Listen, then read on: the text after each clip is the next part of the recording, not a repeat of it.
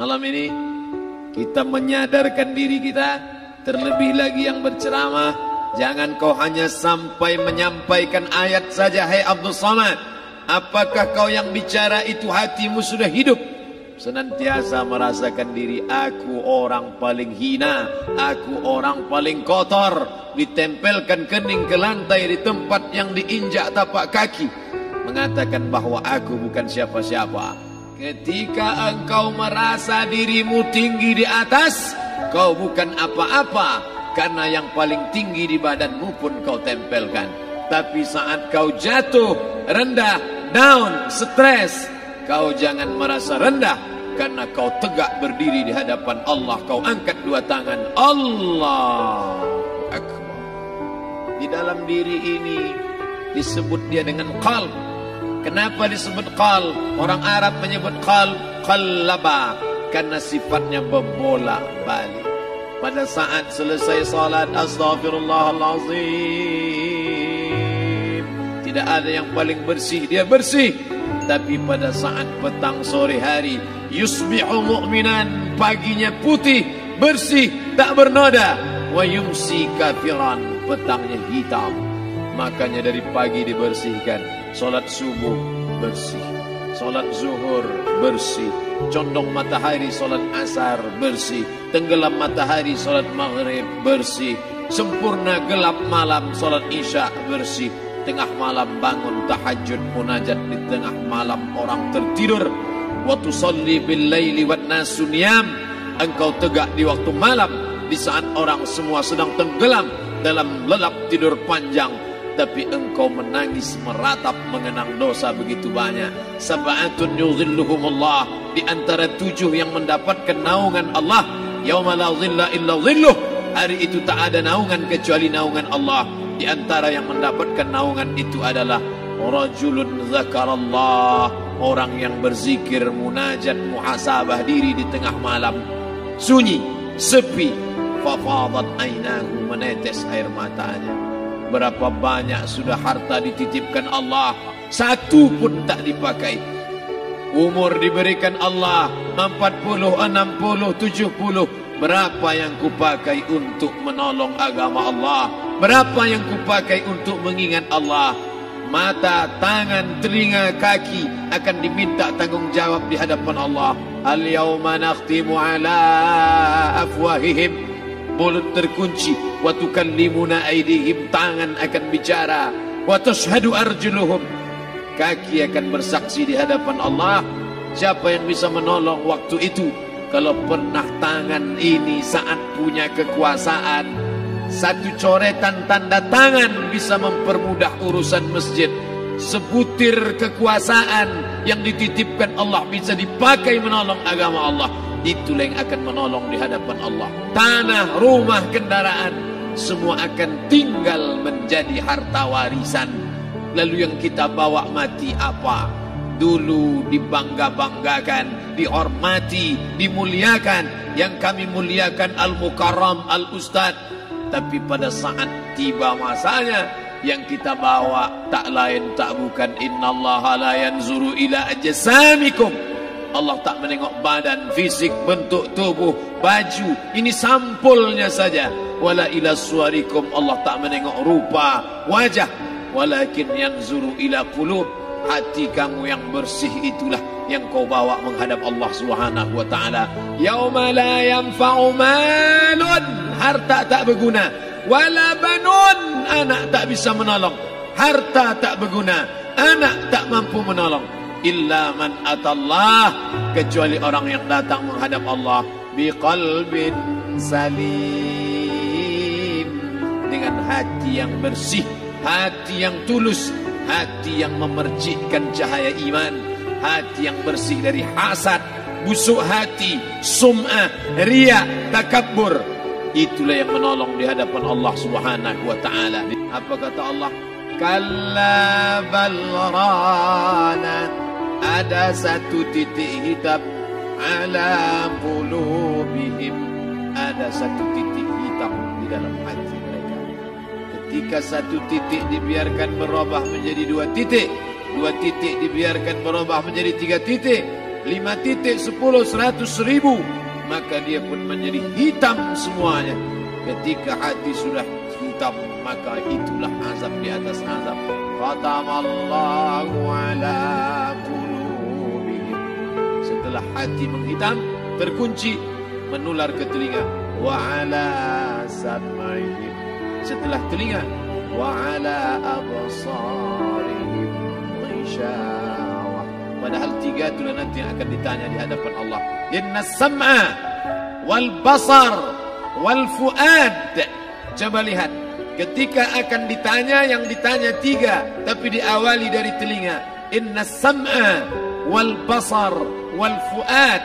Telinga, mata, hati. Tapi ketika terkunci, yang duluan dikunci hati. Khatamallahu ala qulubihim wa ala sam'ihim wa ala absarihim.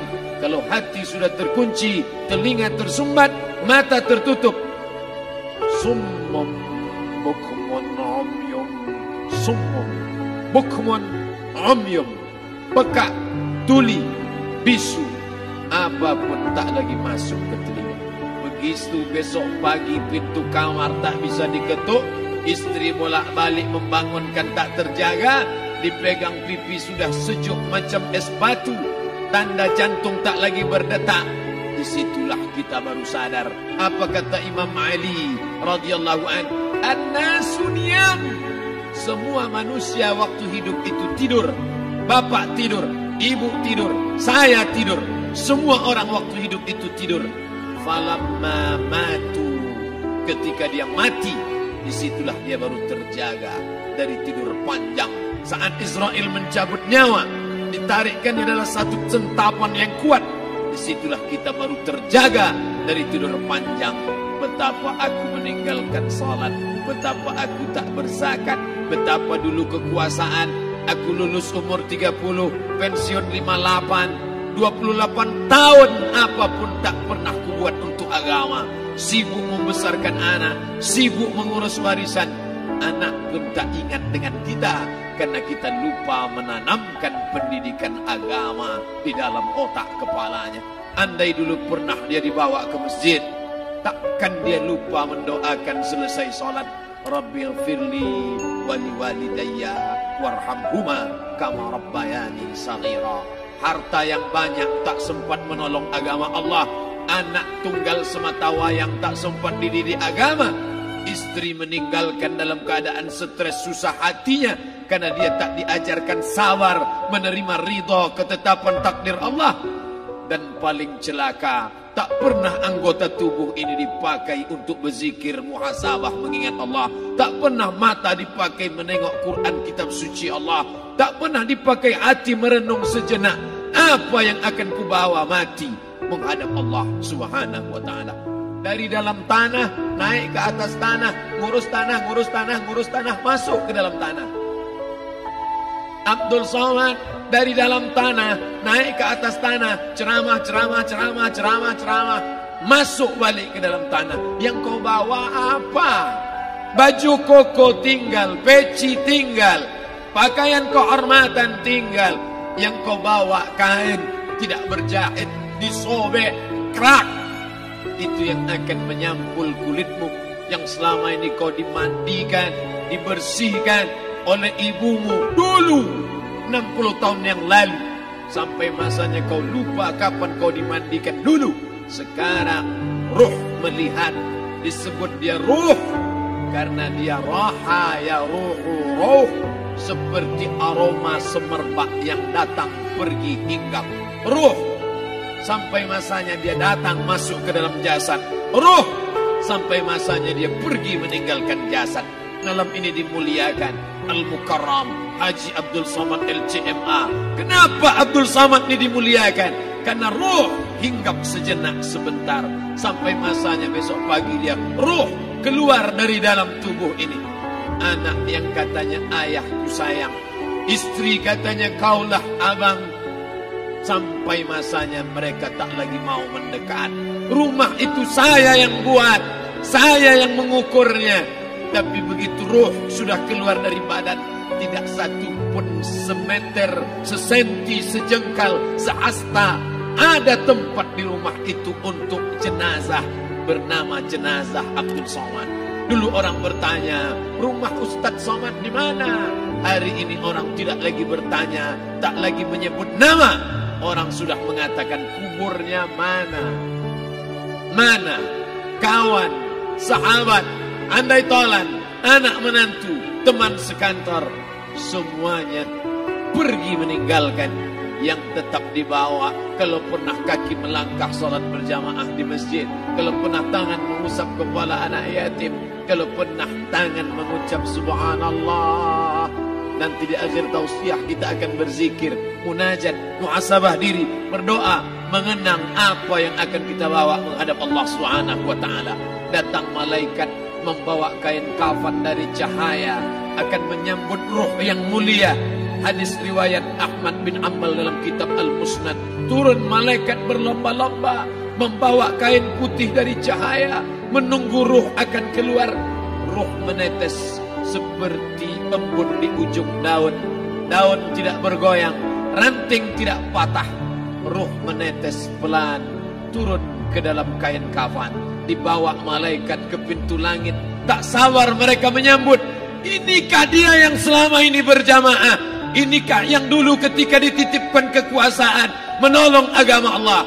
Kam min masyhurin fil ardi walam yakun ma'rufan fis sama.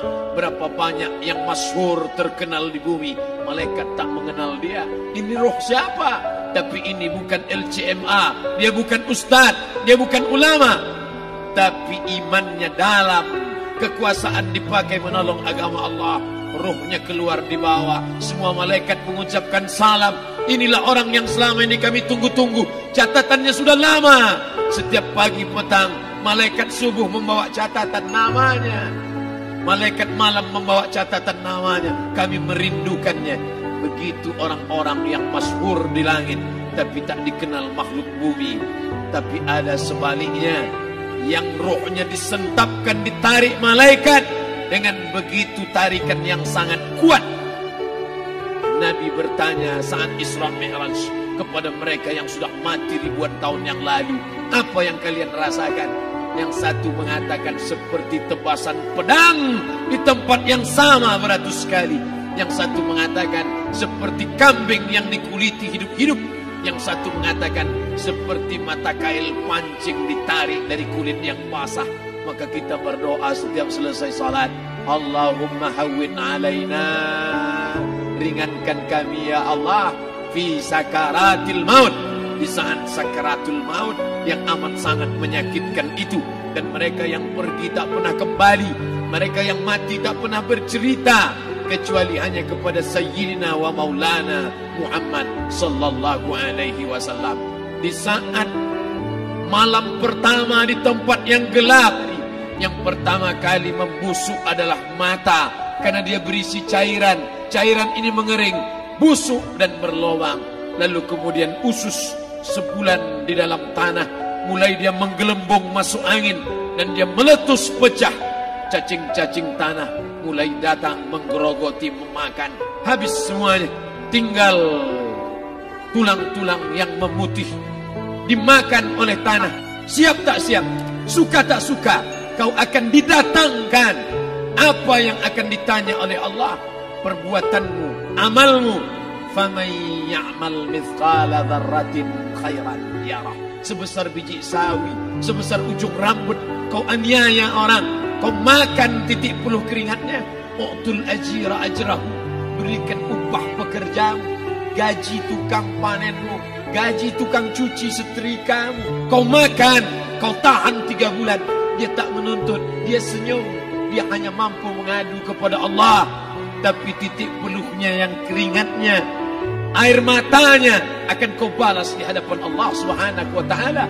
Di saat itu tak ada siapa bisa menolong. Hari ini uangmu banyak, kau bayar pengacara handal 1 jam 100 juta, bebas tanpa syarat. Tapi di hadapan Allah semua akan bersaksi. Al-yawma nakhtimu ala, lidah yang selama ini pandai bicara dikunci, ditutup Allah Ta'ala yang akan bicara. Wa tukallimuna aydihim wa tashhadu arjuluhum, kaki akan bersaksi, tangan akan bicara. Bima kanu yaksibun, yang pernah dilakukan di masa yang lalu. Mata melihat seolah-olah nyata perbuatan itu pernah dilakukan dulu. Kita lupa, kita tak ingat. Tapi catatan malaikat terlalu terang benderang. Wa in kullun lamma jami'un ladaina muhdarun. Catatan dibaca sampai-sampai orang itu tak percaya. Ma li hadzal kitab, kenapa buku catatan saya ini la yughadiru saghiratan, yang kecil-kecil, wala kabiratan, yang besar-besar, ahsaha, semua tercatat dalam buku catatan yang nyata. Dalam surat Al-Isra apa kata Allah? Iqra. Hari ini kalau dikatakan Iqra baca Quran, Iqra baca Yasin, malam Jumat Iqra baca surat Al-Kahfi. Tapi sampai hari itu Yasin tak bermakna, Al-Kahfi tak lagi disuruh baca karena hidup sudah berakhir. Iqra, baca. Apa yang kau baca? Kafa binafsikal yawma alaika hasiba. Baca buku catatan amal. Sampulnya dosa, isinya dosa. Catatan kakinya dosa. Sampul penutupnya dosa, bibliografinya dosa. Sampai ia pun tidak percaya, kenapa aku hidup hanya dosa saja. Saat itu dia mendengar teriakan azab. Saat itu dia menyaksikan pekikan teriakan sakitnya siksa. Teriakan pekikan orang yang masuk ke dalam neraka Jahannam. Rabbana, ya Tuhan kami, absarna, mata kami sudah melihat azab. Wa sami'na, telinga kami sudah mendengar sakitnya pekikan, teriakan, jeritan. Farji'na, balikkan lagi kami ke dunia. Na'mal salihan, kami ingin amal saleh. Kami ingin bantu masjid. Kami ingin sekolahkan anak yatim. Kami ingin muliakan fakir miskin. Kami ingin bantu panti jompo. Farji'na, balikkan lagi kami dunia. Kami ingin salat tahajud. Kami ingin tahiyatul masjid. Kami ingin puasa sunnah. Saat itu penyesalan tak lagi berguna. Na'mal salihan, kami ingin amal saleh. Andai kau beri kami tenggat waktu ya Allah, laula akhartani, kalau kau beri aku waktu, ila ajalin qarib, aku tak minta hidup 1000 tahun, ila ajalin qarib, sebentar saja kau hidupkan aku ya Allah. Memangnya kalau ku tambah hidupmu kau mau apa? Fa as-saddaqa, aku mau bersedekah, wa akum minas salihin, aku ingin jadi orang saleh. Tapi hari itu tidak berguna. Di situ orang baru tahu apa yang pernah dilakukan dulu, yang di masa lalu tak ada cara lain kecuali malam ini kita bertaubat, taubat nasuha, mandi, solat sunat taubat. Ma min muslimin yuznibu dzamban, ada orang silap, khilaf, buat dosa, salah. Siapa yang tak pernah salah? Sedangkan datuk moyang kita Adam pun salah, tapi dia mengetahui, sadar salahnya. Dia berdoa, Rabbana zalamna anfusana, kami sudah menzalimi diri kami. Wa illam taghfir lana, kalau kau tidak mengampuni kami. Wa tarhamna, kalau kau tidak merahmati kami. Dan nakunanna minal khasirin, kami termasuk orang yang rugi ya Allah. Maka malam ini kita bermunajat kepada Allah, berdoa, mengenang masa lalu, bergelimang dosa, besok tak akan kita ulang. Kita minta ampun kepada Allah Subhanahu wa taala. Astaghfirullahalazim.